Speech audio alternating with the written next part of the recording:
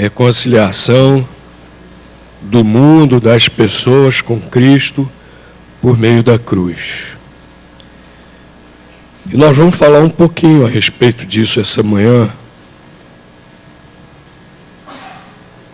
Nós vamos falar um pouco sobre a nossa prontidão para proclamar o Evangelho. Regina, por favor, aumenta mais, que eu quero falar bem baixinho, poupar a garganta. Quero falar quase cochichando. Os irmãos estão ouvindo bem? Ótimo. Obrigado, Regina. Muito obrigado. Preciso poupar a garganta e aí vou falar bem baixinho, né?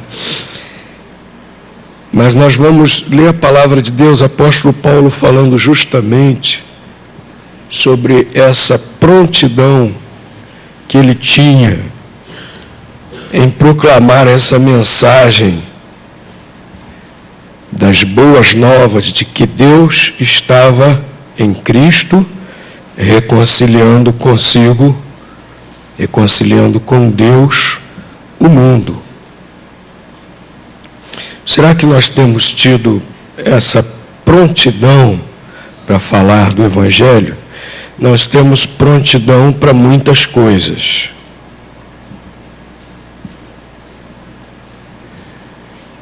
Quem está desejoso de casar, está de prontidão para encontrar o noivo ou a noiva. Ou tem alguém de prontidão para arranjar o noivo ou a noiva para ele ou para ela, né? Quem está desejoso de se inserir no mercado profissional, está de prontidão para isso também. Está batendo nas portas de trabalho, está mandando currículo para uma empresa, para outra, está falando com um empresário, com outro. Sempre que há algo que nos interessa, nós estamos de prontidão, nós estamos empenhados, nós estamos aproveitando todas as oportunidades. E quanto à pregação do Evangelho, nós estamos sempre prontos a falar do Evangelho?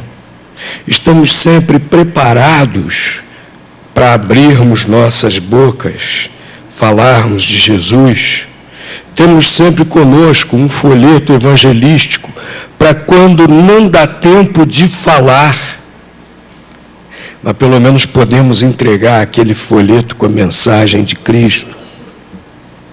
Estamos sempre preparados, estamos sempre atentos, estamos sempre mobilizados, como o apóstolo Paulo estava sempre mobilizado para ir onde fosse necessário pregar o Evangelho. Eu conheci um servo de Deus que estava sempre mobilizado para pregar o Evangelho. Ia onde era necessário, ia onde o chamassem para pregar o Evangelho. O Janires, hoje ele está no céu, né? Janires foi autor de algumas músicas que nós cantamos até hoje.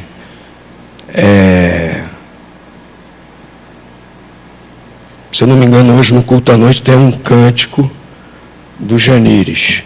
O Janires, tudo que ele tinha se resumia a um violão, uma guitarra,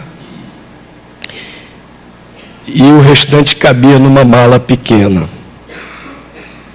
E o interessante é que ele sempre mantinha aquela mala arrumadinha, com aqueles poucos pertences que ele possuía. Porque qualquer momento que o chamassem para ir a qualquer lugar, para cantar, para pregar, para dar testemunho do que Cristo fez na vida dele, ele já estava com a malinha dele pronta para ir, né? Completamente mobilizado, completamente pronto para ir a qualquer lugar para pregar o Evangelho. O apóstolo Paulo estava sempre pronto para pregar o Evangelho. É o que ele declara. Vamos ler aqui Romanos, capítulo 1, versículos 15 a 18.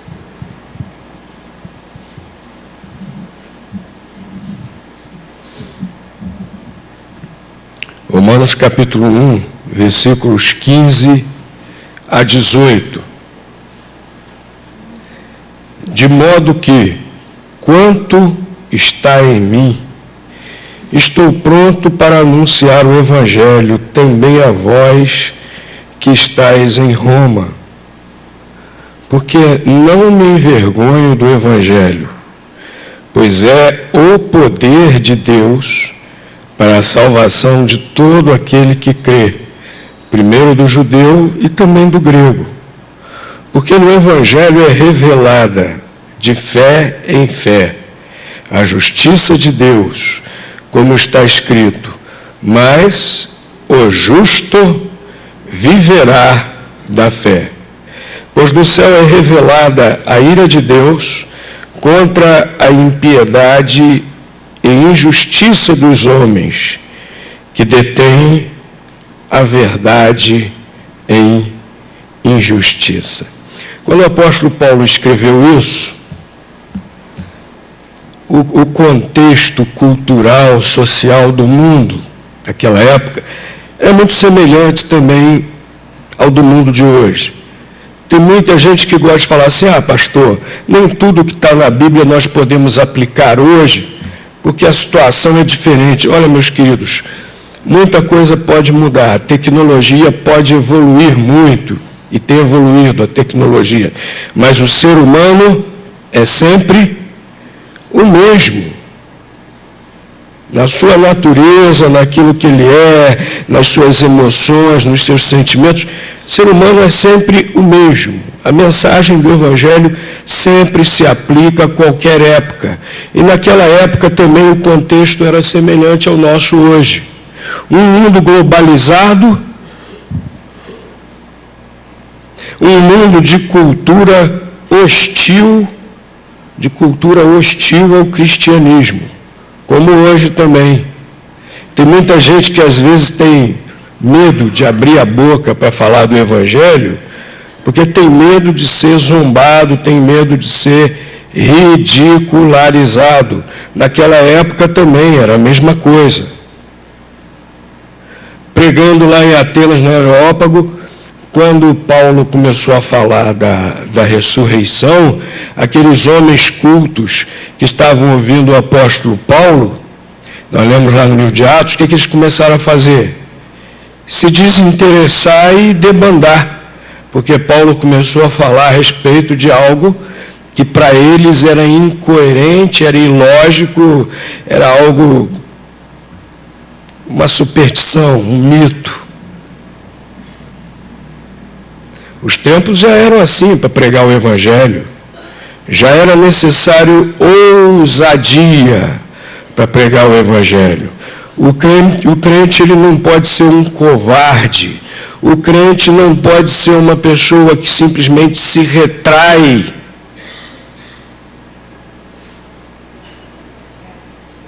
E se satisfaz em ficar entre quatro paredes, onde se sente seguro.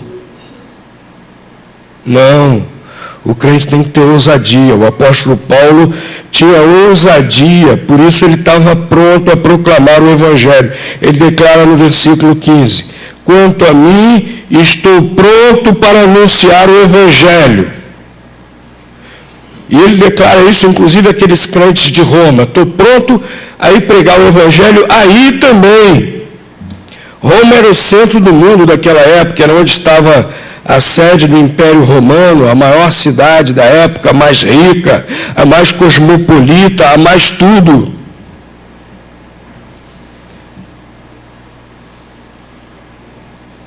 Tem gente que acha que a pregação do Evangelho é só para quem é ignorante, para quem é pobre.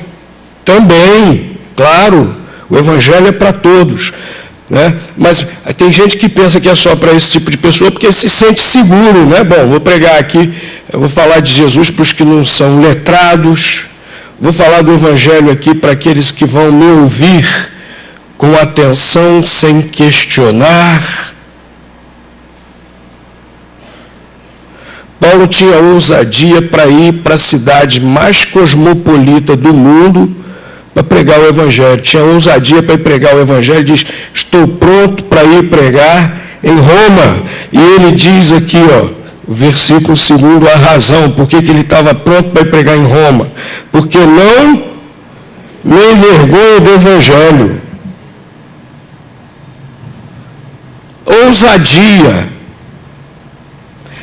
Ousadia para pregar o Evangelho. Assumia que era cristão e via nisso motivo de alegria, de júbilo e não de vergonha. Tem gente que às vezes fica com vergonha de dizer que é crente, né? Às vezes no trabalho assim começam a observar aquele crente, que ele é diferente, que ele é dedicado ao trabalho, que ele é honesto, que ele é íntegro, que ele respeita o patrão, respeita os colegas de trabalho, respeita os clientes. Da sua boca só saem boas palavras. Começam a ver que aquela pessoa é diferente. Aí um dia alguém desconfia e fala para ele, olha, será que você é crente? Aí aquele crente fica vermelho e me descobriram. Aí, sou. Gente, é a grande oportunidade para falar do Evangelho.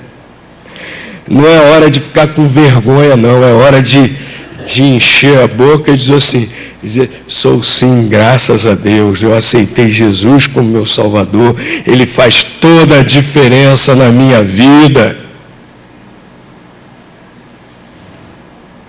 Nós não devemos nos envergonhar do Evangelho, pelo contrário. Deve ser motivo de ousadia para falarmos de Cristo. Os nossos irmãos do passado, eles não tinham vergonha, não tinham medo, pelo contrário. O risco era de perder a própria vida.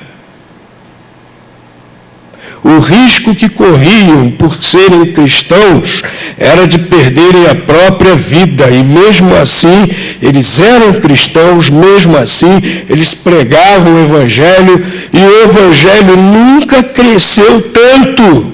O Evangelho nunca cresceu tanto como naqueles dias que os crentes eram perseguidos. Dentro da história do cristianismo é recente essa liberdade que nós temos no mundo ocidental para professarmos a nossa fé, muito recente. Vivemos uma bolha de paz que vai acabar. Vai acabar. Mas nós vivemos numa bolha de paz. E nessa bolha de paz, que temos todas as facilidades, toda a liberdade, o Evangelho parou de crescer como crescia antes. Em Cuba, que maravilha lá, né? Não canso de falar. Em Cuba era assim também, irmãos. Começou a melhorar recentemente. Em 1965, prenderam lá todos os pastores. E um dos altos oficiais do governo falou para o presidente da Convenção Batista lá de Cuba, que estava sendo preso, falou assim, daqui a 30 anos não existirão mais cubanos, daqui a 30 anos não existirão mais cristãos em Cuba, daqui a 30 anos. E eles continuaram perseguindo os cristãos, continuaram fechando igrejas, continuaram prendendo. Só que 30 anos depois, havia o dobro de crentes.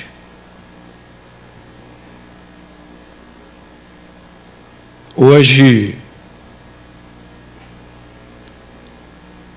tem mais cristãos em Cuba do que comunistas, graças a Deus. Com toda a adversidade, com toda a perseguição, aqueles crentes com ousadia, mesmo sendo presos, mesmo sendo perseguidos, continuaram com ousadia falando de Cristo. E nós temos essa ousadia para estarmos sempre prontos a falar de Cristo? Meus irmãos, nós estamos do lado certo, fazendo a coisa certa, com a mensagem certa para ser proclamada, do que nos envergonharmos. Pelo contrário, precisamos ser ousados, como o apóstolo Paulo era, para podermos estar prontos para falar do Evangelho qualquer hora, qualquer dia, qualquer situação. Mas para nós estarmos prontos a pregar o Evangelho, necessário, além da ousadia, uma outra coisa muito importante. E essa outra coisa é que nos leva também a sermos ousados. É a convicção da nossa fé, convicção da nossa mensagem, convicção da sua veracidade, convicção da sua relevância, convicção da importância do Evangelho. Paulo estava convicto da importância, da suprema importância da mensagem que ele anunciava, que era o Evangelho. Ele diz, porque não me envergonho do Evangelho, pois é o poder de Deus para a salvação de todo aquele que crê. Vejam bem, o Evangelho não é poder para salvar a humanidade indistintamente, não. Paulo deixa muito claro que é o poder de Deus para salvar todo aquele que crê. A salvação está à disposição, sim, de toda a humanidade. Jesus morreu por todos, sim. Mas para o ser humano receber essa salvação, ele precisa crer. Há uma ideia que voltou a ser muito difundida hoje. Voltou a ser muito difundida em nossos dias. Que todos serão salvos. Jesus morreu por todos, né? Então, os teólogos que abraçam essa ideia fazem esse tipo de silogismo. Partem de uma premissa verdadeira, mas chegam a uma conclusão falsa, né? Um silogismo. Jesus morreu por todos, logo todos serão salvos. Não precisamos pregar o Evangelho, não precisamos fazer nada disso. Só precisamos agora fazer obras sociais, sinalizar o reino de Deus. Usam essa expressão, né? Vamos sinalizar o reino de Deus. Já estão todos salvos. Vamos agora educar o ser humano para que o ser humano viva de acordo com o reino de Deus. Porque todos já estão salvos. Jesus Cristo já morreu por todos. Não é assim, não. Não é isso que a Bíblia ensina, não. A Bíblia deixa muito claro, em vários textos, que a salvação é para aquele que crê. Aquele que realmente crê de todo o coração, se arrepende de seus pecados. Aí, então, ele recebe o perdão de Jesus. Aí, o sacrifício de Jesus realmente torna-se eficaz para ele.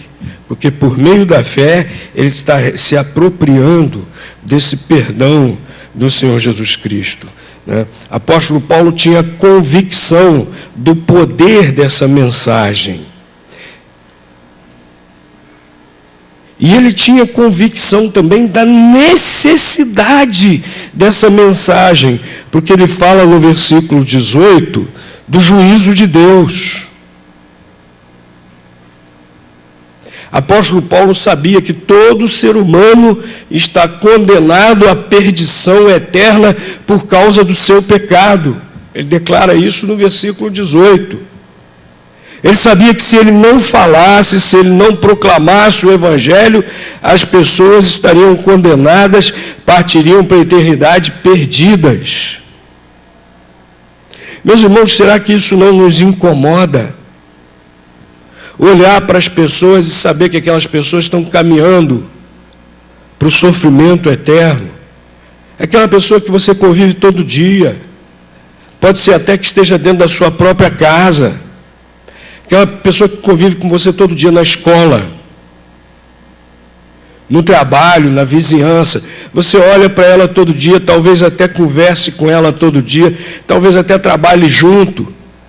E não está nem aí, não se incomoda. Às vezes nós somos egoístas. Às vezes nós estamos aqui bem alegres, estou salvo, tenho certeza da vida eterna. E os outros cada um que se vire. Porque eu já estou salvo. Às vezes nós somos egoístas. Se não temos esse pensamento, muitas vezes estamos agindo como se tivéssemos esse pensamento. O juízo de Deus é fato. A natureza de Deus exige isso. Deus é perfeitamente justo, totalmente justo. A Bíblia fala que Ele fará juízo final.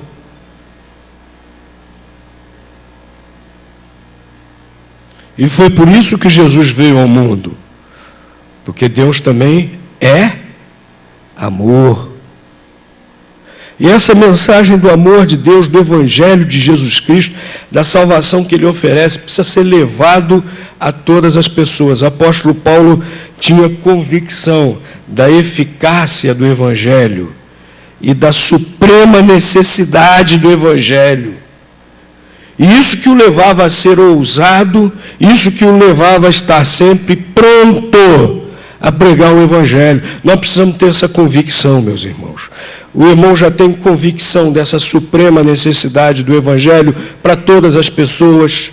O irmão tem, de fato, convicção de que o Evangelho é a maior necessidade para o mundo e para as pessoas. Isso deve nos impulsionar a falar, isso deve nos impulsionar a estar sempre prontos. Se eu me calar, as pessoas vão para o inferno. Essa é a verdade. Se você se calar, as pessoas vão para o inferno. Essa é a verdade. Se eu abrir a boca, eu posso salvar muitas vidas. Se você abrir a boca, você pode salvar muitas vidas. E aí, essa convicção nos leva a estarmos sempre prontos a pregarmos o Evangelho. Não me envergonho do Evangelho de Cristo, porque é o poder de Deus para a salvação de todo aquele que crê.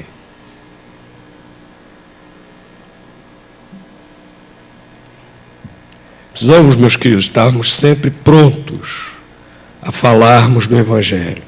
É para isso que estamos aqui. É para isso que a igreja existe. É para isso que você foi salvo. É para isso que eu fui salvo.